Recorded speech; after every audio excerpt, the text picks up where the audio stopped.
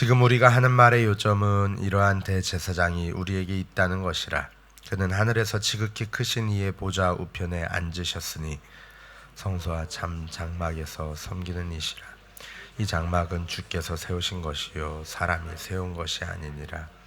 대제사장마다 예물과 제사드림을 위하여 세운 자니 그러므로 그도 무엇인가 드릴 것이 있어야 할지니라. 예수께서 만일 땅에 계셨더라면 제사장이 되지 아니하셨을 것이니 이는 율법을 따라 예물을 드리는 제사장이 있음이라. 그들이 섬기는 것은 하늘에 있는 것의 모형과 그림자라. 모세가 장막을 지으려 할 때에 지시하심을 얻음과 같으니 이르시되 삼가 모든 것을 산에서 내게 보이던 봄을 따라 지으라 하셨느니라. 그러나 이제 그는 더 아름다운 직분을 얻으셨으니 그는 더 좋은 약속으로 세우신 더 좋은 언약의 중보자시라. 저 첫 언약이 무흠하였더라면 둘째 것을 요구할 일이 없었으려니와 그들의 잘못을 지적하여 말씀하시되 주께서 이르시되 볼지어다 날이 이르리니 내가 이스라엘 집과 유다 집과 더불어 새 언약을 맺으리라. 또 주께서 이르시기를 이 언약은 내가 그들의 열조의 손을 잡고 애굽 땅에서 인도하여 내던 날에 그들과 맺은 언약과 같지 아니하도다. 그들은 내 언약 안에 머물러 있지 아니하므로 내가 그들을 돌보지 아니하였노라. 또 주께서 이르시되 그날 후에 내가 이스라엘 집과 맺을 언약은 이것이니 내 법을 그들의 생각에 두고 그들의 마음에 이것을 기록하리라. 나는 그들에게 하나님이 되고 그들은 내게 백성이 되리라. 또 각각 자기 나라 사람과 각각 자기 형제를 가르쳐 이르기를 주를 알라 하지 아니할 것은 그들이 작은 자로부터 큰 자까지 다 나를 알미라.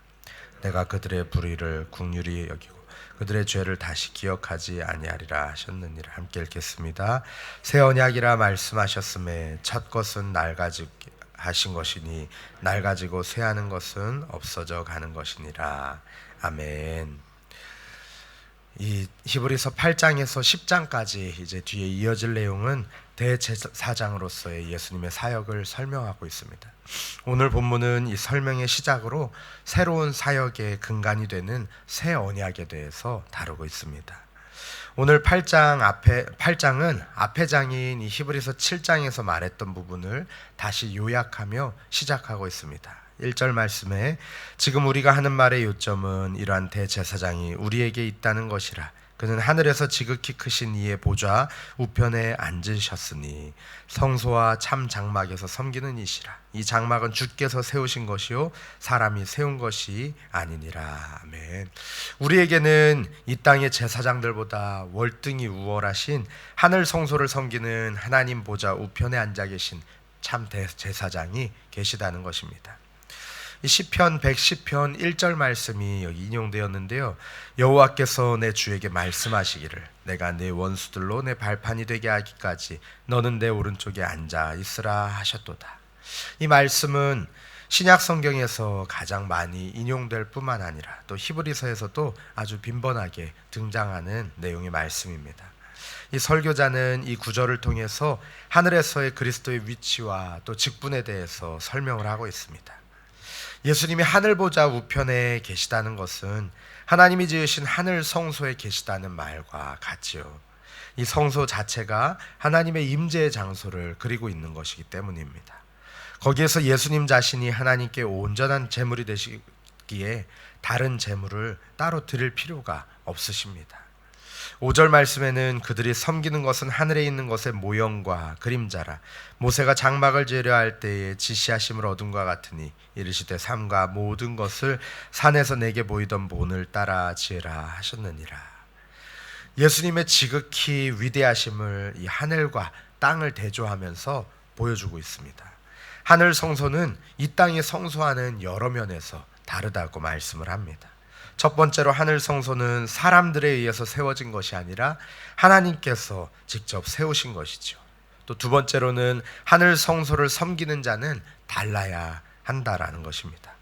그리고 셋째는 하늘 성소에서 죄를 해결하는 방식도 이 땅의 성소에서의 모습과 다르다고 말하고 있습니다. 이 진정한 하늘 성소는 땅 위의 광야 성소의 원형이 되는데 하늘 성소에서의 예수님의 사역은 이 땅에서의 제사장들의 사역보다 월등합니다. 8장 3절에서 5절 내용이 바로 그 왜 월등하신지, 왜 더 뛰어나신지에 대해서 다루고 있습니다. 이 땅의 성소에서 대제사장들은 옛 언약에 속한 율법에 따라서 예물과 제사를 드렸지요.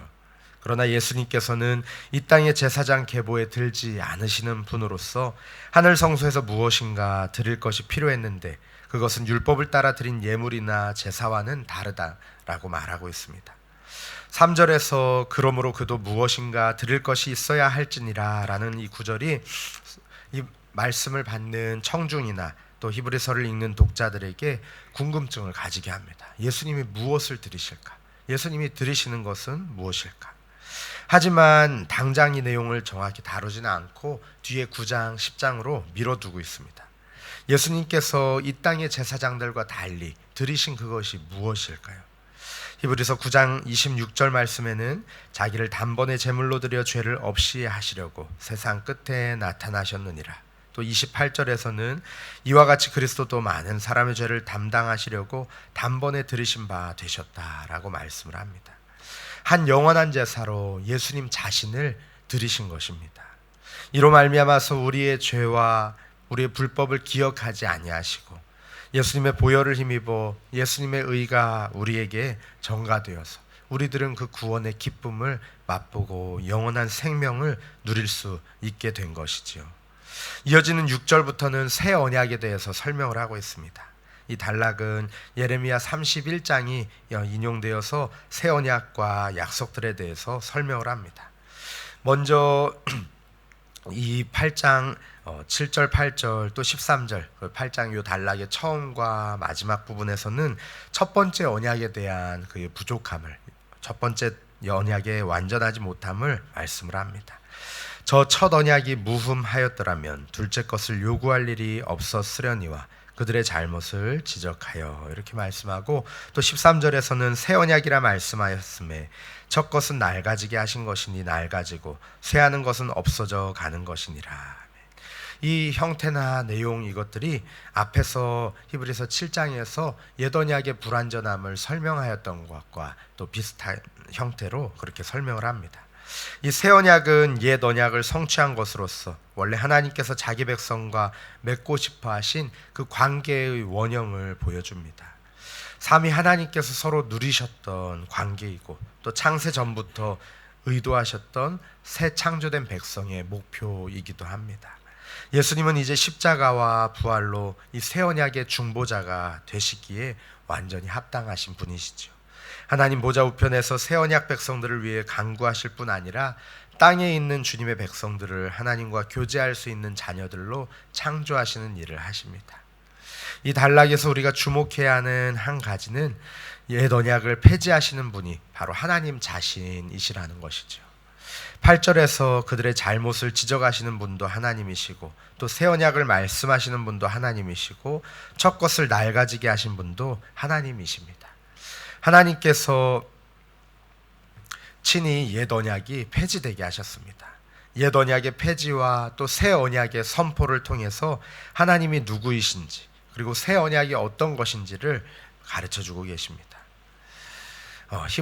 예레미야 31장 31절 이하의 내용이 10장 10절, 17절에서 다시 한번 인용돼서 나오는데 이 새 언약 속에서 하나님은 자비하시고 또 죄는 용서함을 받는다는 것을 확실하게 말씀하고 선포하고 있습니다. 하나님이 주신 새 언약으로 말미암아 우리의 불의와 죄가 하나님 앞에서 다시 기억되지 아니한다라고 말씀을 하고 있고 또 이 새 언약을 통해서 하나님이 얼마나 자비하시고 그 긍휼하심이 풍성하신지를 보여주고 계십니다. 하나님은 예수님의 구속 사건으로 말미암아서 우리에게 새 언약을 허락해 주셨습니다. 예수님으로 말미암아 하나님의 크신 사랑과 또 크신 은혜를 알게 되었습니다. 그 사랑으로 말미암아 그 은혜로 말미암아 우리를 구원하여 주셨습니다. 예수님의 단번에 드리신 제사로 말미암아 얻어진 이 새 언약은 옛 언약과 다른 점을 두 가지로 이야기하고 있습니다. 첫째로 하나님의 법, 곧 율법을 마음에 기록하겠다라고 합니다. 10절 11절 말씀에 보면 또 주께서 이르시되 그날 후에 내가 이스라엘 집과 맺을 언약은 이것이니 내 법을 그들의 생각에 두고 그들의 마음에 이것을 기록하리라. 나는 그들에게 하나님이 되고 그들은 내게 백성이 되리라.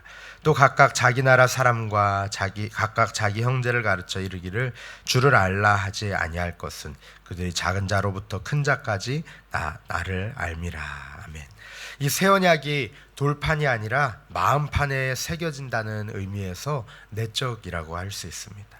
또 옛 언약에서는 하나님의 계명을 돌파리라는 그 외부에 기록하여서 법궤에 넣어 두었지만 새 언약에서는 사람의 마음에 새겨서 언약 백성이 내면에서부터 그 안에서부터 하나님의 뜻을 지키게 하시겠다라는 것입니다. 또한 하나님께서는 옛 언약이 이룰 수 없었던 문제인 그 양심과 마음을 깨끗하게 하실 것이다 라는 약속도 주십니다. 10절 말씀처럼 하나님의 법, 이거 하나님의 말씀을 우리의 생각에 두고 이것을 우리의 마음에 기록해야 할 줄로 믿습니다. 또 둘째로는 죄사함의 은혜입니다. 12절 말씀에 보면은 내가 그들의 불의를 긍휼히 여기고 그들의 죄를 다시 기억하지 아니하리라 하셨느니라. 아멘. 이 하나님께서는 사람들에 대해서 자비로우신 분이시죠. 사람들의 불의를 긍휼히 여기시고 그 죄를 다시 기억하지 않으신다라고 말씀합니다. 하나님이 옛 언약을 깬 자들을 심판하시지만 그들에게 죄 사함의 과정을 허락하시고 회복의 기회를 주시겠다는 것입니다. 이 모든 것이 예수님의 사역으로 실현되었습니다. 십자가와 부활로 사람들 죄에 대한 완전한 해결의 문을 열어주셨습니다. 예수님 자신의 피를 새 언약의 피로 삼아 죄 용서받은 자들이 하나님과 관계 맺어서 하나님 백성을 넘어서 이제는 아버지와 자녀의 그 관계에 들어가게 하셨습니다. 더 나아가서 성령님을 보내주심으로 내면에서 하나님과의 연합을 가능하게 하시고 또 하나님의 뜻을 지키도록 하나님의 말씀이 생각나고 그 말씀을 깨닫도록 도와주십니다. 그렇기에 새 언약은 옛 언약의 한계를 넘어서는 더 좋은 언약이고 예수님은 대제사장 사역을 통해서 하나님과 죄인 사이에 새 언약이 체결될 수 있도록 연결해 주시는 중보자, 연결자가 되십니다. 예수님의 속죄는 더 나은 하나님과의 언약을, 더 나은 하나님과의 그 친교를 선물해 주셨습니다. 하나님과 풍성히 교제하며 동행하는 것, 이것이 바로 우리가 속죄함 받은 목표이자 이유입니다. 죄사함 자체만을 기뻐하는 데 머무를 것이 아니라 더 나은 의를 이루는 삶, 더 하나님께로 나아가는 삶을 우리가 살아야 할 줄로 믿습니다. 임마누엘 하나님과의 충만한 교제의 능력으로 어떠한 상황에도 믿음으로 인내하며 승리하는 저와 우리 성도님들 되시기를 주님의 이름으로 축복합니다. 우리 시간에 말씀을 붙들고 함께 기도하기 원합니다. 함께 기도하실 때에 하나님 우리 주 예수 그리스도께서 완전한 대제사장 되시고 또 새 언약의 중보자 되셔서 우리를 하나님께로 나아갈 수 있도록 우리가 담대히 주의 보좌로 나아갈 수 있도록 은혜 허락하여 주시니 감사합니다. 하나님 이제는 새 언약의 하나님 언약 맺은 자로서 하나님 날마다 주님의 모습 닮아가게 하여 주시고 주님의 거룩하심을 닮아가게 하여 주시고 믿음의 인내로 날마다 승리하는 삶 살게 하여 주시옵소서. 또 개인적으로 가지고 나오신 기도 제목으로 기도하시고 평안히 돌아가시기 바랍니다. 함께 기도하겠습니다. 하나님 아버지 감사합니다. 아버지 하나님 예수 나의 좋은 치료자 그의 눈이 머무는 곳은 나의 슬픔과 고통 고개를 들어 그의 눈을 볼 때에 난 알았네 예수 나의 좋은 치료자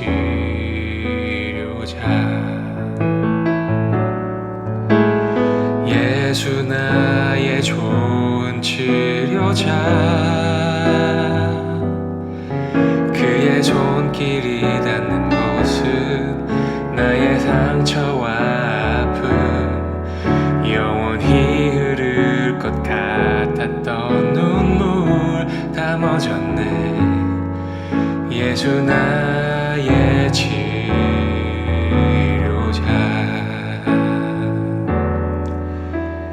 나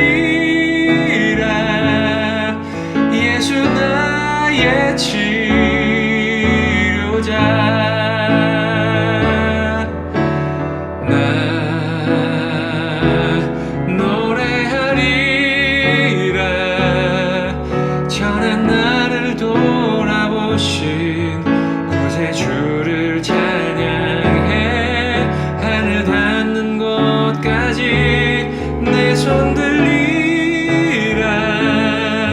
예수 나의 치료자.